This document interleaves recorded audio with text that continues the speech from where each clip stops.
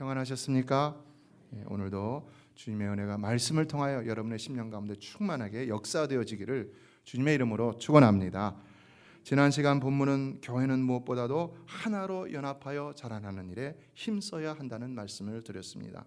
그러나 어떻게 하나로 연합할 것인가, 이것도 말씀했는데요.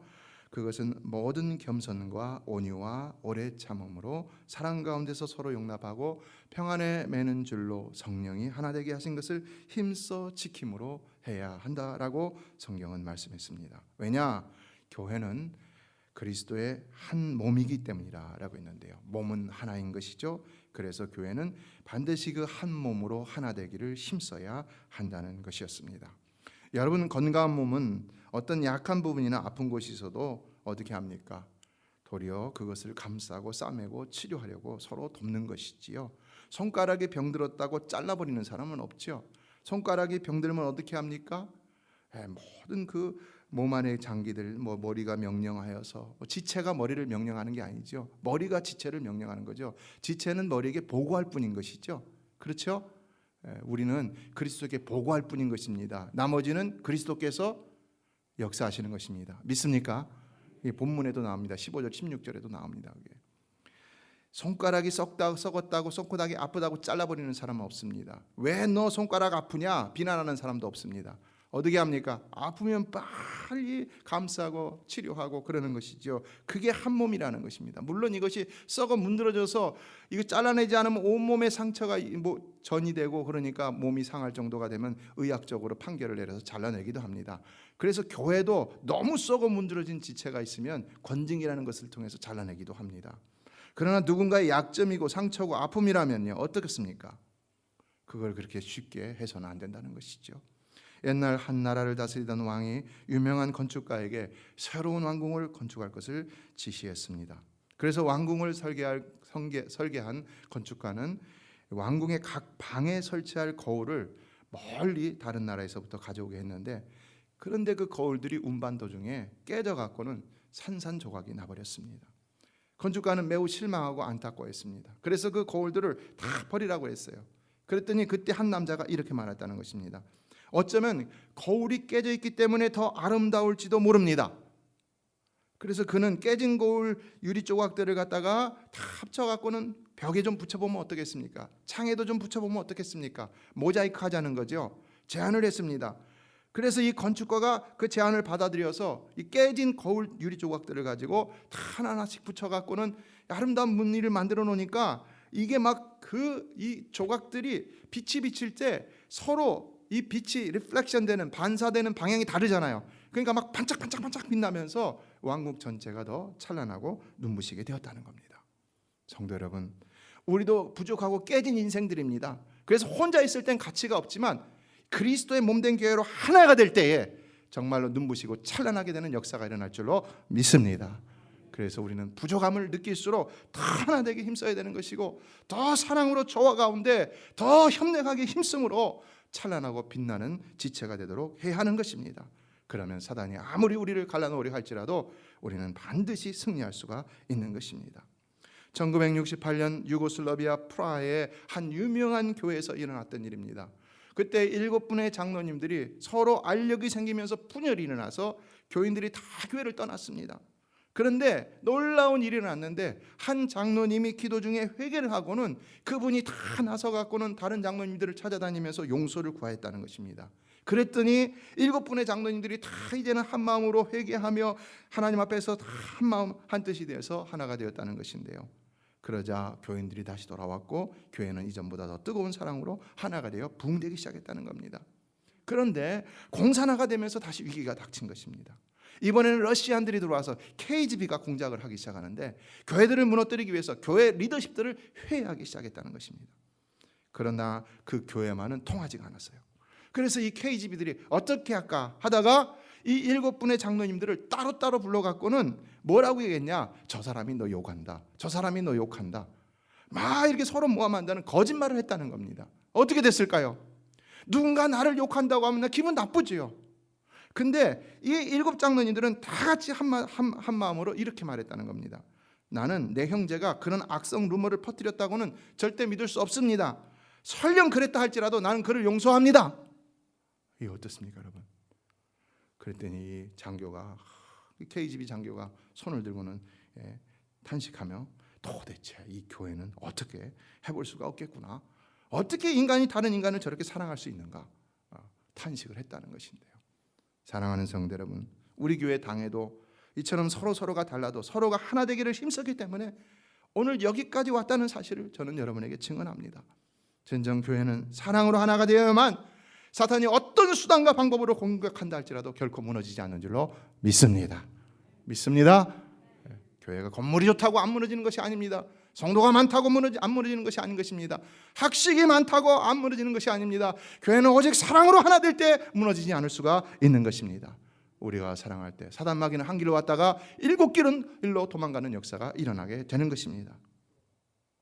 그러나 본문 7절로 16절은 이제 하나가 된 교회가 자라나는 일은 어떻게 할 수 있는가? 이걸 얘기하는데요. 첫째, 중요합니다. 그리스도께서 우리 각 사람에게 선물의 분량대로 은혜를 주셨다라고 말하고 있습니다. 뭘 얘기하는 것일까요? 그리스도께서 우리 각 사람에게 선물의 분량대로 주신 은혜는, 여기 은혜라는 말을 헬라어 성경에서 보면 헤카리스라고 하는데요. 이것은 우리가 은혜하면 죄의 용서를 가리키는 의미로 받아들이는데, 그리고 또 하나님 주신 모든 선물로 생각을 합니다. 모든 하나님 주신 좋은 것들을 다 포괄적으로 해서 은혜라는 한 단어로 표현을 하기도 합니다. 그러나 여기서 은혜는 성도에게 은혜로 주신 봉사의 직분을 가리키고 있습니다. 직분이요. 그러니까 하나님께서는 우리를 그냥 교회로 불러주신 것이 아니라 모든 성도에게 교회를 섬길 수 있는 다양한 직분을 주셔서 우리를 불러주셨다는 것입니다. 이게 은혜고 은사라는 것입니다. 그래서 11절이 말하는데요. 11절 한번 읽어볼까요? 시작. 그가 어떤 사람은 사도로, 어떤 사람은 선지자로, 어떤 사람은 복음 전하는 자로, 어떤 사람은 목사와 교사로 삼으셨으니, 당시의 직분들을 가지고 이렇게 예를 들어서 설명하는 것이지요. 성도들에게 주신 하나님의 선물이 뭐냐, 그리스도의 선물이 뭐냐, 그것이 바로 직분이라는 것입니다. 여러분, 세상에서도 직분이 중요합니까? 중요하지 않습니까? 중요하죠. 누군가 여러분을 갖다가 국무총리로 불렀다면 어떻습니까? 여러분, 누군가가 아니라 대통령이 여러분을 장관으로 부르면 어떻습니까? 정말 해피한 것이죠. 그것처럼 영광스러운 일은 없는 것이죠. 회사에서도 마찬가지죠. 프로모션이라는 것이 있잖아요. 나를 과장으로 만들고 차장으로 만들고 부장으로 만들고 이사로 만들고 차장으로 만들고, 영광입니까? 아닙니까? 하물며 하나님이 우리에게 직분을 주셨다는 것입니다. 집사요, 권사요, 장로요, 목사로 직분을 주셨다는 것입니다. 여러분, 얼마나 귀한 것입니까? 직분이. 우리는 정말로 이 직분을 소중히 여기며 하나님 앞에 감사함으로 충성해야 할 줄로 믿습니다. 직분을 주신 이유가 뭐냐? 12절부터는 그 직분을 주신 이유를 구체적으로 말씀하는데요. 첫째는 성도를 온전하게 하여, 둘째는 봉사일을 하게 하며, 셋째는 그리스도의 몸을 세우려 하심이라라고 했어요. 먼저 성도를 온전하게 한다. 무슨 의미일까요? 두 가지 의미를 생각해 볼 수 있는데, 첫째는 다른 힘과 조화를 이루어 발전한다는 것입니다. 둘째는 원래 있던 제자리로 되돌리다라는 것입니다. 저는 이 두 가지 의미가 결국은 하나의 의미를 나타낸다라고 보고 있는데요. 여러분, 우리 몸의 지체는 본래 몸 안의 다른 지체들과 조화를 이룰 때 온전한 것입니까? 조화를 이루지 않을 때 온전한 것입니까? 여러분, 우리 몸이 아무리 장기 하나가 튼튼하고 대단하다 할지라도 이것이 다른 몸과 붙어서 조화를 이룰 때 이게 온전한 것이지, 떨어져 있으면 어떡합니까? 손이 딱 잘라갖고 여기 내 손이 여기 떨어져 있으면 이게 온전한 것입니까? 나한테 붙어 있어야지 온전한 것이지요. 이 온전함이라는 것은 뭐냐? 바로 다른 지체와 조화를 잘 이루는 것이라는 것입니다. 그래서 하나님은 교회 안에 직분을 주셨다는 것입니다. 직분을 주셔서 교회 안에서 다른 성도들과 잘 조화를 이루며 그리스도의 한 몸됨을 이루게 하신 것이 바로 하나님의 은혜라는 것입니다. 그래서 이 직분은 내가 교회 안에서의 지체로서의 내 자리인 것이고요. 이게 중요합니다. 그리고 이것이 내 롤이에요. 내 역할이고, 그리고 내 아이덴티티입니다. 내 정체성입니다. 여러분, 우리 몸에 대해서 한번 물어보세요. 이 위에 대해서 넌 누구냐 그러면 뭐라고 말합니까? 나는 위장이다 그러죠. 너는 누구냐? 간에 대해서 물어보면 나는 간장이다 그러죠. 그러면 우리를 향해서 하나님께서는 누구냐? 그러면 나는 집사입니다. 나는 권사입니다. 나는 장로입니다. 나는 목사입니다. 이럴 수 있어요. 이게 나의 아이덴티티라는 것입니다. 나의 정체성이라는 것입니다. 이런 직분을 통해 성도들은 다른 지체들과 하나가 되어 그리스도의 몸을 이루며 온전해질 수 있다는 것입니다. 두 번째 의미로 제시된 원래 있던 제자리로 되돌리다라는 말은요, 원래 우리가 있을 자리가 거기라는 거지요. 대체 우리를 택정하여 하나님의 자녀로 삼으신 우리는 교회라는 한 몸을 이루기 위해서 이미 우리들을 요소요소에 배치해 놓으실 계획을 가지고 우리를 부르셨다는 겁니다. 그렇잖아요. 이게 우리의 지체가 있어야 자리에 있어야 되는 거잖아요. 그게 원래 우리 자리잖아요. 제 자리잖아요. 결국 두 가지 의미를 합치면 성도의 온전함이란 직분을 통해 교회 안에 자기 자리를 찾아 다른 지체들과 조화를 잘 이루는 일이라는 것입니다. 이것이 안 되면은 온전하지 못하다는 겁니다. 자꾸 다른 사람들과 삐걱거리고 그러면 그가 온전한 사람이 아니라는 겁니다. 온전한 성도가 아니라는 것입니다. 그래서 우리는 첫째, 직분 감당이 얼마나 중요한 일인지를 반드시 성경적으로 깨달아야 되는 것이고요. 그러나 둘째, 그 직분 감당은 결국 혼자서만 잘한다고 온전한 것이 아니라는 사실을 또한 반드시 기억해야 되는 것입니다. 여러분은 항상 주님이 교회를 통해 맡겨주신 직분을 조화롭게 잘 감당하심으로 늘 온전하고 강건한 신앙생활 하시기를 주님의 이름으로 축원합니다. 우리가 기억해야 할 것은 이것이 직분을 주신 첫 번째 이유고 그 다음이 봉사의 일이라는 것인데요. 첫 번째가 뭐고 두 번째가 뭐냐? 뭐가 프라이어리티냐? 우선순위가 뭐냐? 먼저 조화를 이루는, 직분 감당함으로 조화를 이루는 일, 그리고 일을 해나가는 겁니다. 일을 막 해나가면서 여기저기 부딪히면서 이런 게 아니라 먼저 조화를 이루고 그리고 일을 해나가는 거예요. 이 순서를 또한 잊어서는 안 되는 겁니다. 그러나 셋째, 이런 모든 일을 통해 주님이 궁극적으로 하시고자 하시는 일은 그렇게 함으로 그리스도의 몸인 교회를 세우게 하려 하신다는 것인데요. 무슨 말일까요? 그리스도께서 우리를 부르시고 선물의 분량대로 직분을 주신 이유는 바로 그리스도 자신의 몸을 세우기 위함이라는 것입니다. 교회로 우리를 부르시고 구원받은 자로 우리를 부르시는 것은 우리 생각에는 우리는 너무 이기적인 신앙생활을 합니다. 나를 세우시기 위해서 불렀다고 생각합니다. 나 그렇지요. 오늘 현대교인들은 너무 개인주의가 발달돼서 나 그래요. 그래서 성경은 내가 아니라 그리스도라는 것입니다. 여러분, 이 교회는 정말로 그리스도를 위해서 신앙생활하는 성도들로 가득 차기를 주의 이름으로 축원합니다. 나를 위해서가 아닙니다. 여러분이 오늘도 이 시간 나와서 우리 장로님 기도는 얼마나 잘하셨어요. 근데 만약 여러분이 나를 위해서 이렇게 하면 하나님과 이용하는 것이지요. 하나님은 수단이 되어야 돼서는 안 되죠. 하나님은 목적이 되어야 되는 것이죠. 오늘 많은 성도들이 나의 괴로움을 해결하기 위해서 교회 나오고 나의 문제를 해결하기 위해서 교회 나오고 그래서 기도할 때도 내 문제만 가지고 기도하고 싹 들어가 버립니다. 아니에요. 우리의 궁극적인 목적은, 하나님 우리를 구원하신 목적, 교회를 부르신 목적은 뭐냐? 그리스도를 위해서라는 것입니다. 하나님을 위해서라는 것입니다. 믿으시기 바랍니다. 그래서 신앙생활은요, 이와 같은 그리스도의 몸을 세우기 위한 공동체 의식이 없이는 절대로 온전할 수가 없는 것입니다. 이에 성도의 가치도 각자가 따로 있을 때 나타나는 게 아닙니다. 우리는 다 깨진 유리조각 같지만 하나로 교회로 모여서 한 몸을 이룰 때 비로소 그 가치가 보이기 시작하는 것입니다. 이에 그렇다면은 13절은 교회를 세운다는 의미는 무엇일까? 자, 13절을 얘기하는데요. 다 같이 읽어보겠습니다. 시작. 우리가 다 하나님의 아들을 믿는 것과 아는 일에 하나가 되어 온전한 사람을 이루어 그리스도의 장성한 분량에 충만한 데까지 이르리니. 무엇이 교회를 세우는 일이라는 것입니까? 그것은 교회가 그리스도의 장성한 분량이 충만한 데까지 자라도록 하는 일이라는 겁니다. 그리스도의 장성한 분량이 충만한 데까지 자라도록 하는 일. 다시 말해 교회의 목적은 재정이 튼튼한 것이 되는 것도 되어서는 안 되는 것이고, 건물이 좋고 시설이 삐까번쩍한 것이 되어서도 안 되는 것이고, 뭐 몇천 명이 되고 몇만 명이 되고 하는 이런 숫자가 되어서는 안 된다는 것입니다. 정말 우리가 원해야 될 것은 주님이 원하시는 교회, 다시 말해 오직 그리스도의 장성한 분량이 충만한 데까지 이르는 교회가 되어야 한다는 겁니다. 믿으십니까? 이게 굉장히 중요한 본질적인 교회의 목적인 것입니다. 항상 이것이 궁극적인 사역의 목표가 되어야 되는 것입니다. 항상 우리 교회는 이런 교회가 되게 하여 주시옵소서.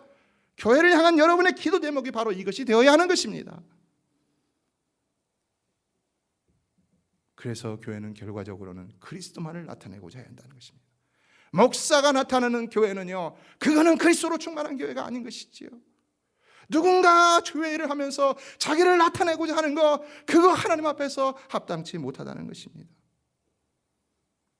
예, 13절을 다시 보면요, 우리가 다 하나님의 아들을 믿는 것과 아는 일에 하나가 되어 온전한 사람을 이루어 그리스도의 장성한 분량에 충만한 데까지 이르리니라고 했는데, 여러분 이 본문의 주어가 무엇입니까? 내가 아니죠. 우리라는 거예요. 여기 우리는 뭘 가르칠까요? 이 본문의 이 컨텍스트, 맥락을 보면요, 이거는요 교회를 가르치고 있습니다. 교회가 그리스도의 장성의 분량에, 장성한 분량에 충만한 데까지 이룰 수 있어야 한다는 것입니다. 성도 개개인이 하나님의 아들을 믿는 것과 아는 일에 하나가 되어 온전한 사람을 이루어 해야 할 일은 무엇이냐? 이 교회가 그리스도의 장성한 분량이 충만한 데까지 이르도록 하는 일이라는 것입니다. 그래서 성도는 교회 안에서 무엇보다도 조화로운 직분 감당을 통해 교회가 그리스도의 장성한 분량에 충만한 데까지 자라도록 하는 일에 힘써야 하는 것입니다. 이에 F. 폴크스라는 성경학자는 그리스도의 장성한 분량에 충만한 데가 뭐냐? 이거는 그리스도의 충만함이다. 하나님의 충만함이다. 하나님의 충만한 그 자체다. 이렇게 말을 했습니다. 그러니까 교회와 성도의 목적은, 교회를 이루는 목적은 오직 하나님으로 충만한 교회, 그리스도로 충만한 교회가 되도록 해야 한다는 것입니다. 믿으십니까? 우리 교회의 표가 뭡니까? 그리스도만을 찾고 담고 전하는 교회인 것이죠. 여러분 꼭 이런 교회가 되기를 주의 이름으로 축원합니다. 이게 성경적인 교회인 것입니다. 교회가 성경적인 목적 위에 다른 것을 구할 것이 무엇이 있겠습니까? 그래서 성도는요, 신앙생활에 있어서 무엇보다도 하나님을 닮아가는 일에 힘쓰지 않으면 안 되는 겁니다. 하나님을 닮아가는 일에, 경건한 일에. 장로님 오늘 또 기도하셨죠. Godly life, 경건 생활에 힘쓰지 않으면 안 되는 겁니다. 다른 것에 관심을 갖기보다는 매일 눈을 뜨고 하루를 시작하면서 먼저 말씀과 기도 가운데 하나님을 닮아가고자, 그리스도를 닮아가고자 힘써야 한다는 것입니다. 우리 고민은 그것이 되어야 되는 것입니다. 나의 영적 상태, 내가 이 영적 상태가 왜 이렇게 안 좋을까? 내가 왜 경건 생활에 게으를까? 내가 오늘도 또 주님 닮은 모습을 보이지 못하였네. 내가 왜 오늘 또 시기 질투했을까? 내가 왜 오늘 또 분노하고 화를 냈을까? 내가 오늘 또 왜 시험에 들었을까? 내가 왜 형제를 돌보지 못했을까? 이런 것들이 되어야 한다는 겁니다. 정말로 우리 메시아 교회 성도들은 날마다 하나님을 닮기 위해 더욱 경건 생활에 힘쓰는 그런 복된 성도들 다 되시기를 주님의 이름으로 축원합니다. 그럴 때 그리스도로 충만한 교회, 하나님으로 충만한 교회가 될 줄로 믿습니다. 그러나 왜 이래야 하느냐? 14절은 또 말하는데요, 그렇게 할 때만이 교회가 성도들을 세상으로부터 지킬 수 있기 때문이라는 것입니다. 그래서 모든 성도가 어린아이가 되지 않을 뿐만 아니라 사람의 속임수와 간사한 유혹에 빠져 온갖 교훈의 풍조에 밀려 요동하지 않는다라고 성경 말씀하고 있는데요, 교회가 그리스도로 충만한 교회가 될 때 성도들이 무너지지 않는다는 것입니다. 사단의 시험이 아무리 와도 교회가 그리스도로 충만하기만 하면, 그 안에 지체로서 존재하기만 하면, 그리스도로 충만한 교회의 지체로서 존재하기만 하면 절대로 무너지지 않는다는 것입니다.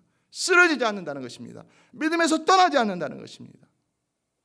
교회는 이와 같은 일을 통해서 성도들을 지켜야 한다는 것을 말하는 것인데요, 따라서 오늘날 우리가 알아야 될 것은, 오늘날 세상 우리 주변에서 일어나는 많은 교회들의 문제는 행정이나 프로그램이나 시설 문제에 있지 않다는 것입니다. 그거는 1차적으로 교회가 영적으로 성장하지 못하기 때문에 있다는 사실을 우리는 반드시 기억해야 되는 것입니다. 초대교회를 보십시오.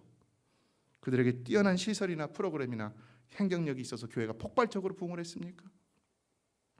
바울의 지적과 같이 당시 초대교회들의 문제는 뭡니까? 영적으로 미숙한 성도들이 우는 사자와 같이 두루다니며 산길자를 찾는 사단 마귀의 유혹에 그냥 넘어가 버렸기 때문이라는 것을 알 수가 있는 것이죠. 그래서 성도들은요, 항상 스스로를 지키고 교회를 지키기 위해서, 아니 교회를 지키고 스스로를 지키기 위해서 경건 생활에 힘쓰므로 영적 성장을 도모해야 되는 것입니다. 오늘도 머리 숙여 기도하면서 나를 내 영혼을 위하고 교회의 영적 성장과 부흥을 위해서 기도하면서 함께 모여 예배하고 함께 모여 기도하고 함께 모여 한 마음으로 봉사하고 복음 전하고 이 일에 힘써야 한다는 겁니다. 이에 본문은 여기서 끝나지 아니하고 15절과 16절에 마지막으로 중요한 두 가지를 다시 짚어주고 있는데요. 먼저 15절을 보겠습니다. 시작. 오직 사랑 안에서 참된 것을 하여 범사에 그에게까지 자랄지라. 그는 머리니 곧 그리스도라. 무슨 의미일까요? 참된 것이라는 말은 알레테이아, 진리를 얘기하고 있습니다. 그러나 본문의 강접점은 진리보다는 사랑에 있음을 알 수가 있습니다. 사랑 안에라고 제안을 주기 때문입니다. 그러니까 우리가 진리를 행한다 할지라도 오직 사랑 안에서 해야 된다는 것입니다. 이것이 옳다 저것이 옳다라고 했을 때 그것이 그냥 옳다 아니다 이것만 해서 안 된다는 것입니다. 사랑 안에서 행해야 된다는 겁니다. 조건이 있는 겁니다. 조건이 사랑 안에서라는. 그래야 교회가 그리스도의 머리 대신 교회의 머리 대신 그리스도에게까지 자랄 수 있다는 것입니다. 우리는 사랑함으로 그리스도에게까지 자라나는 것입니다. 그걸 하라고 지금 15절이 다시 짚어주고 있는 것입니다. 그리고 16절은 말하는데요. 또 읽어보겠습니다. 시작.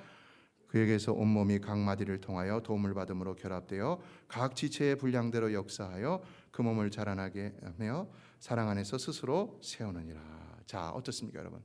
15절과 16절을 보면요, 이거 뭘 말하는지 분명하게 나옵니다. 15절은 우리가 그리스도께까지 올라가는 상향식의 의미로 우리에게 주어지고 있죠. 그런데 16절은 어떻습니까? 그리스도로부터 우리로 내려오는 하향식으로 말씀이 주어지는 것을 볼 수가 있습니다. 뭘 얘기하는 것입니까? 15절은 우리가 해야 할 일이고 16절은 주님이 해주시는 일이라는 거예요. 16절은 주님이 해주시는 일이라는 거예요. 이에 첫째 우리가 해야 할 일은 뭐냐? 서로 사랑하는 일이라는 겁니다. 서로 사랑하는 일. 그러면 주님이 온몸의 각 마디를 통해서 우리에게 역사하신다는 것입니다. 그래서 서로 돕게 하고 결합하게 하고 분량대로 역사하게 하셔서 사랑 안에서 그리스도의 몸을 더욱 강건하게 세워 가신다는 것입니다. 믿으십니까? 이 역사를 성크리스토스는 성령의 역사다 이렇게 말했습니다. 예수께서 성령의 역사를 통해서 그렇게 하신다는 거예요. 사랑하면은 우리가 뭐 자꾸 결합하고 이런 것보다 더 중요한 것이 사랑하는 일이라는 것입니다. 사랑. 어떤 일을 어떻게 하느냐보다 중요한 것이 사랑하는 것입니다. 그래서 우리가 다시 본문 말씀을 정리해 보면은 첫째 성도는 반드시 직분을 감당해야 한다는 것을 알 수가 있는 것이죠. 직분이 중요합니까? 안 중요합니까? 중요하죠. 직분을 감당 안 해도 됩니까? 안 된다는 걸 알 수 있죠. 반드시 해야 된다는 걸 알 수 있죠. 그래야 온전하고 건강한 사람이라는 걸 알 수 있습니다. 그것이 제 자리를 찾는 일이라는 것입니다. 둘째, 그러나 직분을 잘 감당하려면 다른 지체와 반드시 조화를 이루어야 한다는 것인데요. 그리스도의 몸에 함께 붙어 있어 조화를 이루어야 한다는 것. 혼자 하면 안 된다는 겁니다. 같이 해야 된다고 조화를 이루어야 된다는 것입니다. 그 아까도 말씀드렸지만 지체는 명령하는 게 아닙니다. 지체는 리포트하는 거예요. 손이 머리에게 리포트하는 겁니다. 우리는 지체로서 주님께 리포트하는 거예요. 기도하는 거예요. 그럼 주님이 행해 주시기를 기대하는 거예요. 이게 자기가 혼자 다 하면 뭔지 아세요? 이게 파킨슨병이에요. 저희 부친이 파킨슨병을 앓으셨는데요. 왜 이 파킨슨이 생기냐면 신경 전달 물질이 생기지 않아서 그래서 머리의 명령을 따르지 않고 자기 혼자 움직이는 거예요. 이게 파킨슨병이에요. 절대로 우리는 머리 대신 그리스도께 모든 것을 맡기고 잘 조화를 이루며 죄를 감당할 수 있어야 한다는 것입니다. 그래야 온전해질 수 있다는 겁니다. 셋째, 이에 우리가 추구해야 할 사역의 목표는 무엇보다도 교회가 그리스도로 하나님으로 충만한 곳이 되도록 해야 된다는 것입니다. 이게 우리가 바라야 할 가장 중요하고 궁극적인 목적이라는 겁니다. 이 교회가 여러분 1,000명, 2,000명이 되게 원하는 마음이 있죠. 그러나 그 마음 좋은 마음이라 할지 모르겠지만 그러나 여전히 그것은 세속적인 마음이라는 것을 꼭 기억하십시오. 더 중요한 것은 그리스도로 충만한 것, 하나님으로 충만한 것. 그래서 그 가운데 하나님이 역사하셔서 교회가 성장되고 부흥되고 하나님이 마음껏 사용하시는 그런 교회가 되도록 하는 일이라는 것입니다. 믿으시기 바랍니다. 넷째, 그러기 위해서 결론적으로 15절에서 말씀하신 것처럼 우리는 서로 사랑하는 일에 집중해야 한다는 겁니다. 그럼 주님이 반드시 교회를 성장하게 해 주신다는 것입니다. 예, 우리가 여기서 깨달을 수 있는 것은 성도의 성장이라는 것은 혼자 개체적인 성장이 아니라 같이 공동체 안에서 지체로서의 몸 안에서의 지체로서의 유기적인 성장이라는 것을 알 수 있습니다. 서로 상합하고 연결해서 유기적인 성장. 그러니까 성도는 혼자 뭐 한다고 결코 성장하기는 힘든다는 것입니다. 한계가 반드시 있다는 것입니다. 그래서 하나님은 교회로 우리를 불러주셨다는 것입니다.